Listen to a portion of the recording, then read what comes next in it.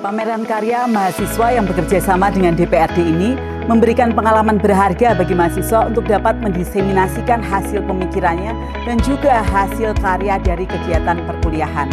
Melalui kegiatan ini, mahasiswa dapat belajar untuk dapat mempertahankan argumentasinya baik di hadapan publik maupun di hadapan dosen-dosennya. Kesempatan ini juga sangat baik untuk melatih empati mahasiswa untuk memikirkan apa yang dibutuhkan oleh masyarakat untuk menyajikan informasi sesuai dengan bahasa yang dapat diterima oleh masyarakat.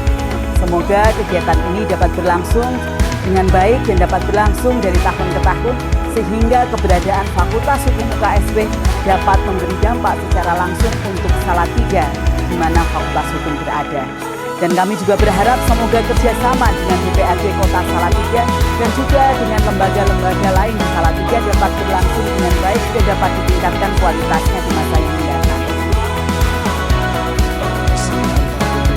Fakultas Hukum UKSW merupakan bagian dari kerjasama yang baik.